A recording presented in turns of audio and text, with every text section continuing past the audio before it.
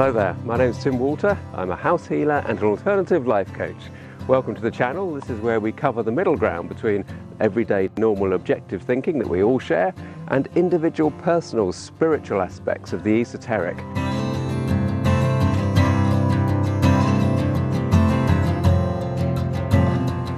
In this video we're going to talk to Adrian Incledon-Webber. He's not only a friend, he's also author of the hugely popular book Heal Your Home, and has sold thousands of copies both in the UK and USA. So here we are in conversation, and we started off just talking about how we actually met. And like all of these stories, the hand of the universe was ever present. If I explain for those people watching how we met. Okay, how did we meet? Well, we met through a mutual friend of ours called Nigel Twin. At Megalithomania in Glastonbury many moons ago, and I don't know how many years ago it was. It would have been 2010, wouldn't it? Because it was when Hamish had died. That's right, he just died, so didn't he? Died, yeah. And it was a Sunday morning, my wife was away, and I was going to have a nice quiet lie in bed and just get up, have a sort of leisurely cup of tea and read my book. And about 7 o'clock in the morning I got a prod from somebody, obviously upstairs, to say, kind of, get yourself in the car and drive down to Glastonbury and go and meet Nigel, which I then did. And so there was Nigel at the door, and there was this strange fellow called Tim Walter that happened to be there, and got chatting to him. Obviously had the Hamish connection anyway. So yeah. I think a couple of weeks later he came down, cup of tea, and that was really it. Yeah, it went from love there. Love at first sight. It was love at first sight. I actually thought when I met you, you were the guy organising Megalithomania. Oh, I see, right. Yeah, a little did I know that actually, of course, it's That's huge, obviously why you're so nice to me, was it? Of course, yeah, I'm never nice to anybody I meet. We talked about Hamish there just for a second, but obviously, you know, he was a massive mentor of mine. I just want to say that I've learned a lot from you. And you know, there's no question about that at all. And we've written a book together.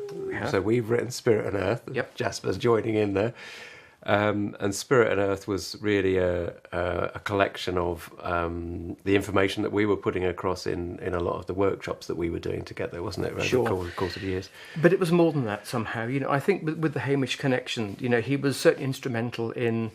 I think if it hadn't been for Hamish and also with Billy Gorn, Earth Energies wouldn't be where it is today. And okay, we've moved on quite a lot from that stage, and I think we had to. But, you know, there has to be a grounding there somewhere, and I think what a lovely character to actually learn from. You know, very humorous, very humble, just a great guy. And, you know, the book came together quite well, I think, in the end, but there's so much more information in there than there was in the course notes. I mean, the course notes were long enough. Yeah, they were. A tome in itself, but that, I think, gave us both the confidence to be able to put the book together. And it's still interesting, I know, even though with the book we've tried to do it in such a way as that it doesn't look like Tim's done this bit and Adrian's done this bit, but people who know us can still say, you did that bit, didn't you, Adrian? Did I? I can't remember now, but I think I probably did. But it was really nice to actually be able to bring the scientific approach that you so enjoy, and some of the weird and wacky stuff that kind of I enjoy, because I don't really understand a lot of the new scientist stuff. I do read it and think, no, I can't. Yeah, it's kind of you to say the science stuff that I enjoy, but there's a big difference between sort of reading something and thinking that I understand it and thinking that I see a connection, and actually. From, you know, if a scientist walked in the room now, they would just say, "Well, come on, guys, this is not science that you're dealing with." But I think that there's what I like to do, as you know, is to try to get as much of the logical connections going as possible into the energy healing work, which is what it is. And I think the book is really it goes a long way to help people understand that they can actually start to sort of effect change in their lives, really, which is what we're talking about. Absolutely. And they don't have to follow like a massive sort of structured, you know, almost like a religion to actually do some of this stuff. Yeah, I think that's part of the big problem with, and if you look at the word spirituality, for instance, you know, what does it mean? There's so many different things to so many different people. So I think with the book, hopefully, it gives people a lot of scope to be able to pick bits out and go, yep, that makes sense, that makes sense, that makes sense, without going too weird and wacky and without going too scientific. And obviously we've got Paul Geary's work in there as well with the mind mapping. That hopefully goes some way of perhaps becoming a little bit more acceptable to perhaps so many more of the skeptics out there. I think that we're always, anybody that's working in energy work is always going to come up against the cynic and those that have not had the experience of something changing or some influence in their lives that really has to be put down to what we call energy. Now, energy is a very, very fluffy term. It is. So it's just something that is, from their point of view, is something that isn't scientific. Now, we mentioned Paul Geary there a little bit earlier on. And, of course, Paul is a classic because he started off as being a cynic, a logical thinking, objective, there's nothing in this dowsing. Yeah. And look at him now. Yes. Yeah, that is a lovely story that he went along to Devon Dowsers to rubbish it completely, to say dowsing cannot possibly work. Somebody gives him a pair of dowsing rods, he walks across the room, they cross, and that's it. How to turn a skeptic to a believer in some ways. I think living a spiritual life is very difficult for a lot of people. They don't fully understand it, and I can't say that I fully understand it either. But it's really just trying to have that connection, perhaps more of a connection with Mother Earth, more of a connection with people as well, to be able to empathise with them. If there's more empathy in the world, then it would be a much better place. I completely agree with you that it's about reframing the way that you live your life and accepting things that actually are inexplicable, but they have influence. There are things that occur, and the fact that there is still something that people are drawn to, despite centuries of science. The ordinary, terrible term again, one that I hate, the ordinary man or woman in the street finds energy work and let's say spirits and this sort of thing, elementals. There's an attraction there. People are drawn to it, and it's not just about with spirits. It's not something about that's spooky. Although some people unfortunately do have that experience.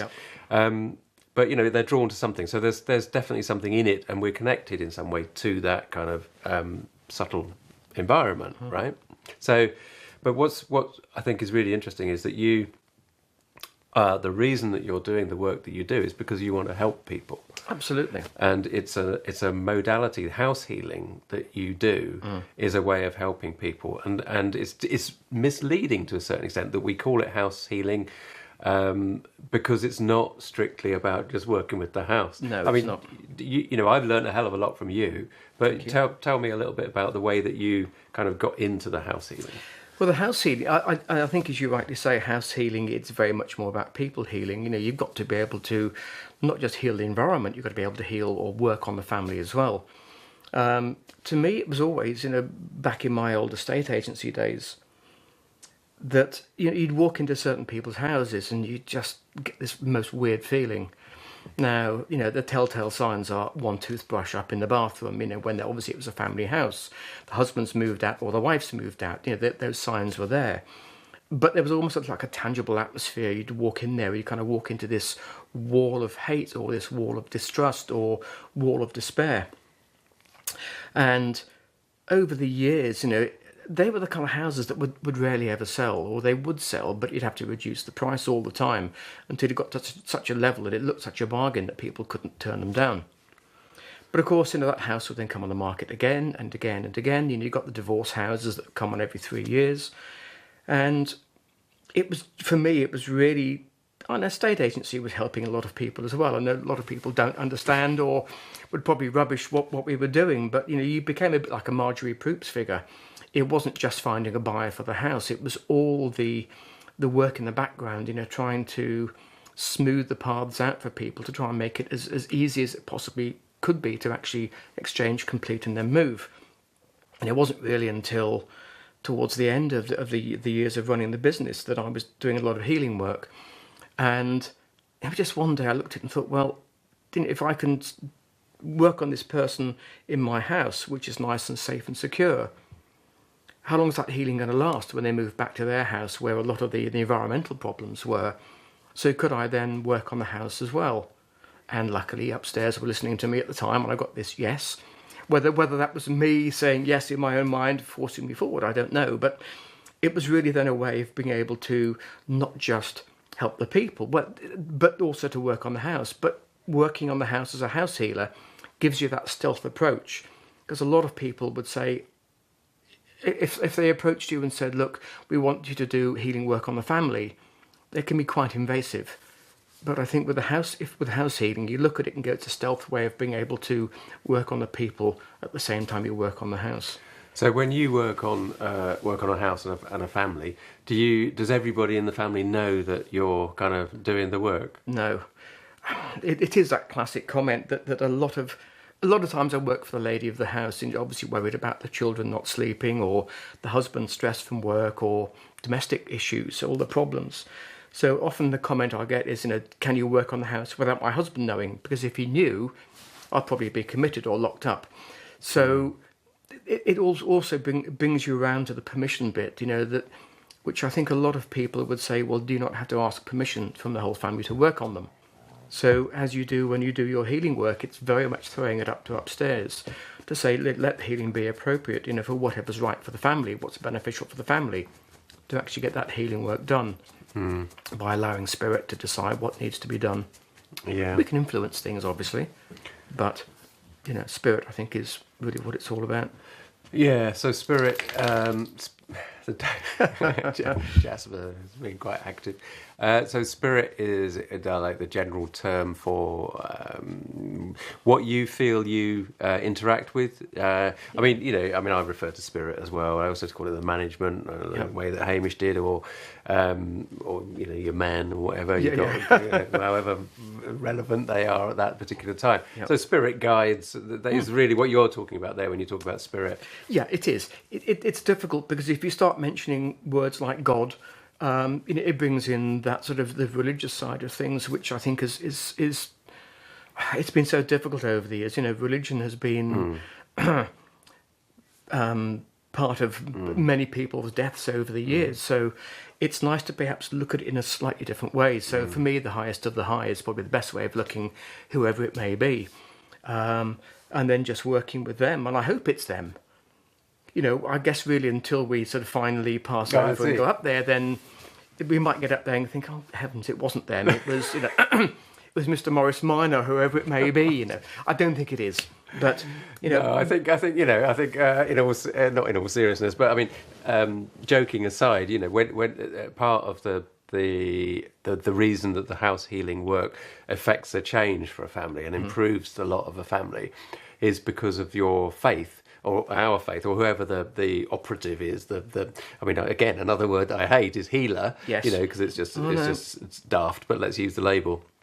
So the faith of the healer in something else, something bigger than ourselves, is a crucial part of it. And you're talking about the highest of the high there. I think from my point of view, actually doing the healing work. The house healing work has actually strengthened my belief in something greater than us, and sort of positioned us as a reality or a dimension, effectively. And I know you always used to get frustrated by the fact that I would be kind of doubting things and just saying,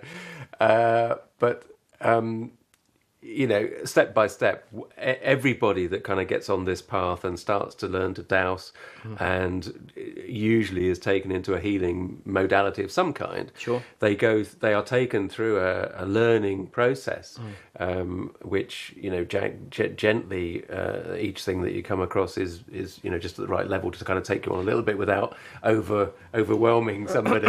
Yes. Or we hope, usually that's the case. They do forget that bit sometimes. Sometimes, yeah, there are sometimes.